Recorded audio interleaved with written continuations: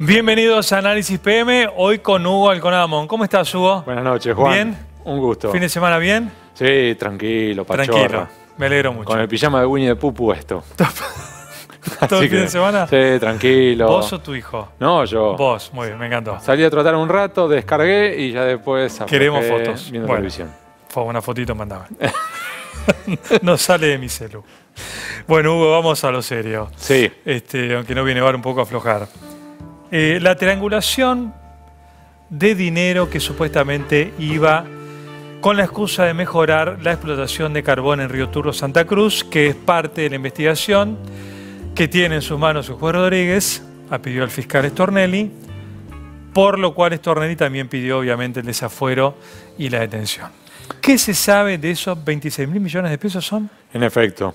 Aquí vamos a aclararlo, ¿no? Como contexto general, el ex ministro de Planificación Federal, Julio De Vido, afronta varios problemas judiciales, varios frentes, tiene varios también procesamientos. El último ocurrió hoy con el eje de los subsidios dados a los colectivos. Exacto. ¿Sí? Ese eje implica también cientos de millones de pesos, siempre son fortunas, siempre. En el caso de los colectivos, lo que se determinaba, Juan, era que en definitiva se le acusa de no haber controlado cuánto dinero se le daba a los colectivos. Básicamente, para sintetizarlo, se le decía a los colectiveros cuánto recorriste hoy con tu unidad y según lo que te dijeran, sin verificar, acá tenés.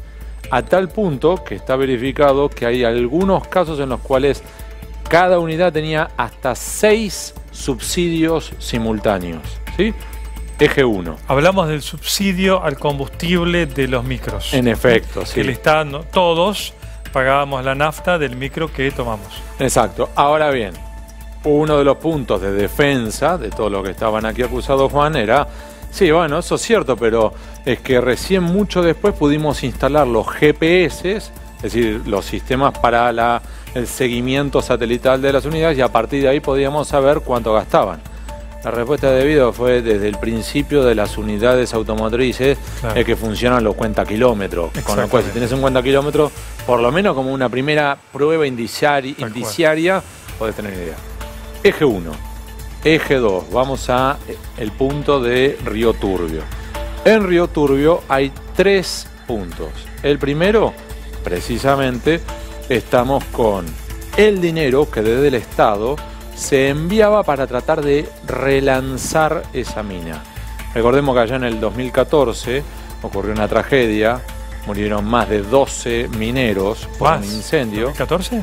2004. 2004, claro. 2004 ocurrió, sí, terrible. Fue terrible y Néstor Kirchner promete a ese pueblo golpeado: vamos a relanzar esta mina, no permitiremos que mueran.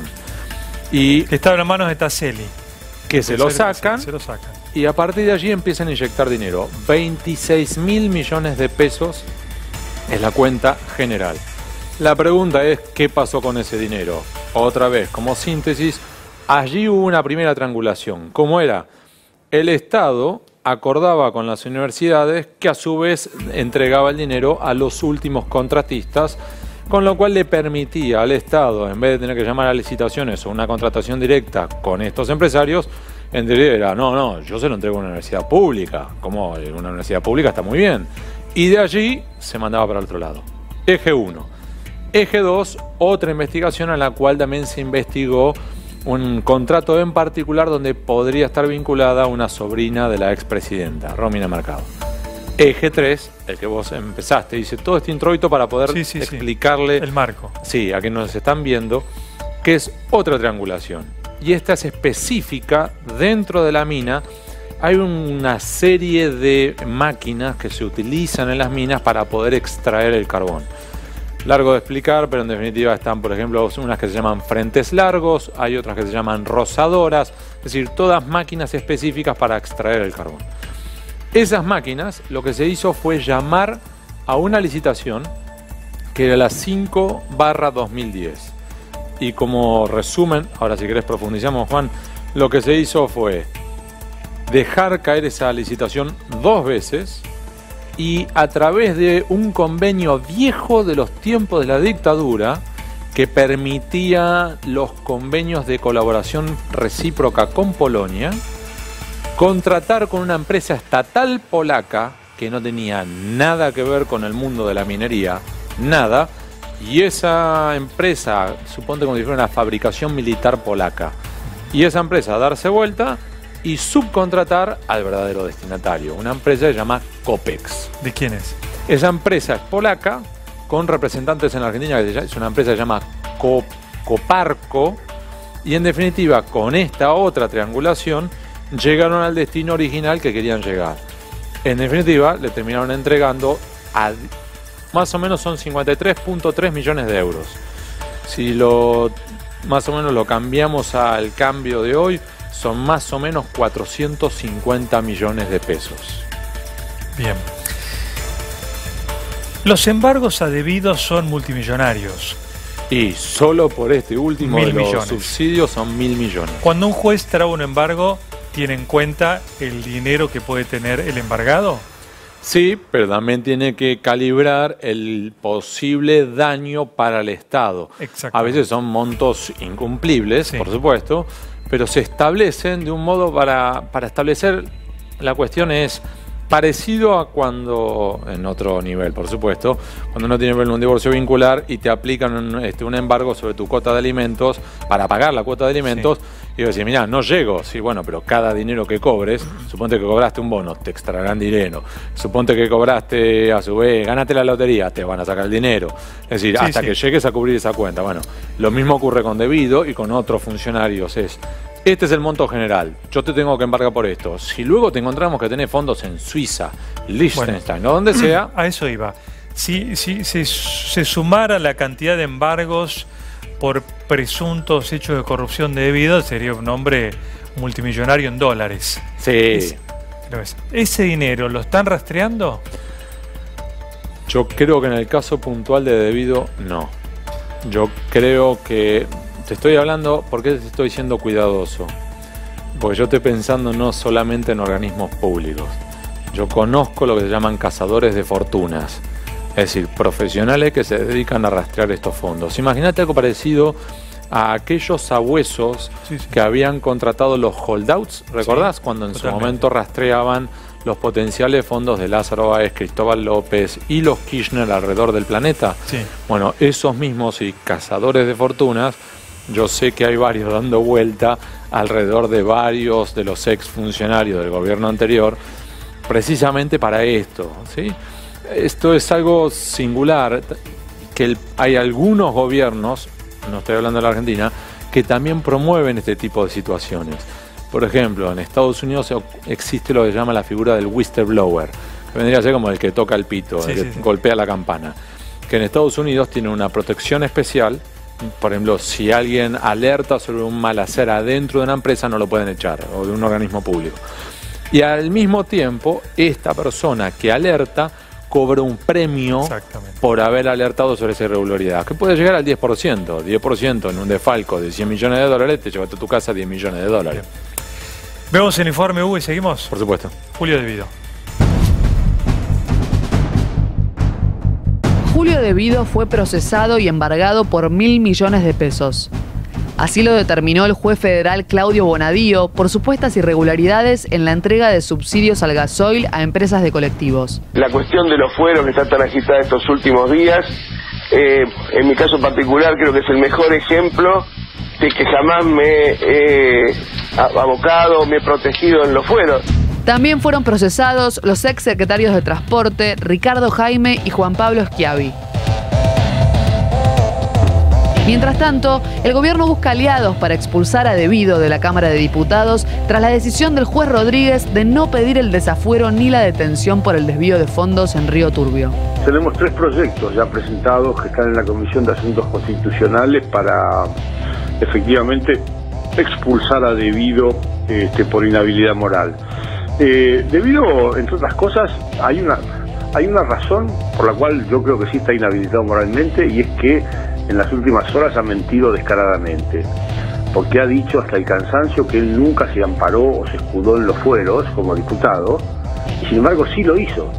El año pasado, cuando un juez federal dispuso un allanamiento a su domicilio, debido el mismo día que el juez dispuso el allanamiento, presentó un escrito diciendo que como él era diputado y tenía fueros no podían allanarlo.